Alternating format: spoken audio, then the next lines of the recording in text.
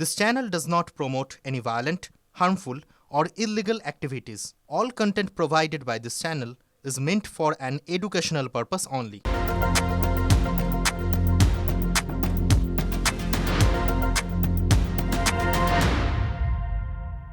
UEM Jaipur is a perfect target for prospective students aspiring for good jobs, good education with future-ready skills. TV9 বাংলায় স্বাগত। আপনাদের সঙ্গে রয়েছে আমি শর্মিষ্ঠা। খাস কলকাতায় জঙ্গি আস্তানা বা জঙ্গি ঘাঁটি আপনাদেরকে দেখিয়েছি, খাস কলকাতায় গুলি দেখিয়েছি, এবার খাস কলকাতায় বোমা। সরচুনা 127 নম্বর ওয়ার্ডের রাস্তার ধার থেকে বোমা উদ্ধারের ঘটনা। স্বাভাবিকভাবে এলাকার মানুষ যথেষ্ট আতঙ্কে রয়েছে, কারণ এগুলো তো প্রত্যন্ত এলাকা দেখা যায়, এগুলো বীরভূমে দেখা যায়, এগুলো মুর্শিদাবাদে দেখা যায়। খাস কলকাতায় সরচুনার মতো জায়গায় রাস্তার ধার থেকে বোমা উদ্ধারের ঘটনা স্বাভাবিকভাবেই চাঞ্চল্য সৃষ্টি করেছে। তার উপর সামনে ভোট রয়েছে, ভোটের আগে সংযোগ সৃষ্টির চেষ্টার অভিযোগ স্থানীয়দের।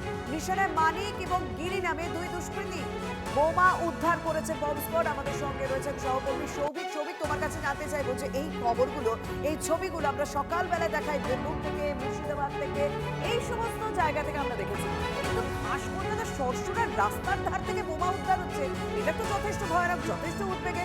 পুলিশ প্রশাসন কি বলছে, কোনো ব্যবস্থা নিয়েছে?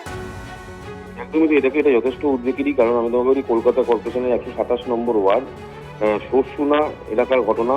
গতকাল রাত্রির বেলায় একটি বড় বোমা রাস্তার ধারে পড়ে থাকতে থাকে স্থানীয় মানুষজন, এবং সেই সময় তারা স্থানীয় থানা, সরসুনা থানাকে খবর দেয়। তারপর বোম স্কোয়াড এসে কিন্তু সেই বোমাকে নিষ্ক্রিয় করে, এবং তোমাকে জানিয়ে রাখি যার বিরুদ্ধে মূলত অভিযোগ, যে দুজনের বিরুদ্ধে অভিযোগ, তাদের নাম হচ্ছে মানিক এবং গিরি।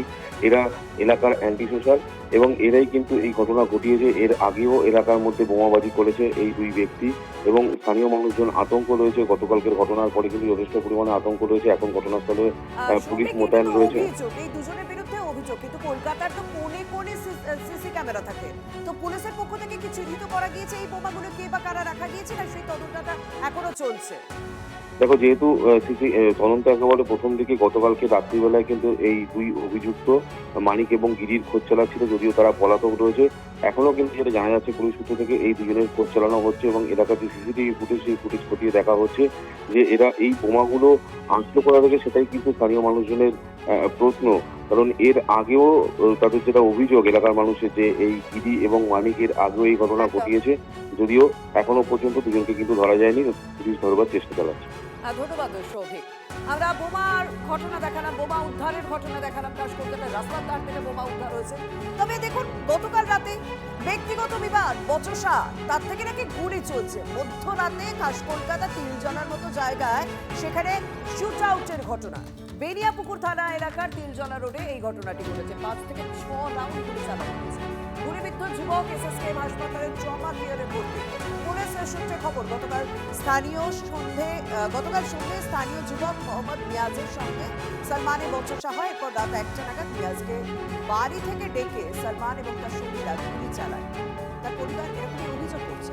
নিয়াজের দুটি পায়ে 3টি গুলি লেগেছে। অভিযুক্ত সালমান এলাকার দুষ্কৃতী, এর আগেও তার বিরুদ্ধে একাধিক অভিযোগ রয়েছে বলে দাবি স্থানীয়। সামান্য ব্যক্তিগত বিবাদ থেকে কথায় কথায় গুলি চলছে, তাও আবার কলকাতার মতো জায়গায়। স্বাভাবিকভাবে প্রশ্ন উঠছে, এত আগ্নেয়াস্ত্র কোথা থেকে ঢুকছে, এত গুলি কোথা থেকে ঢুকছে, নজরদারি নিয়ে প্রশ্ন উঠছে।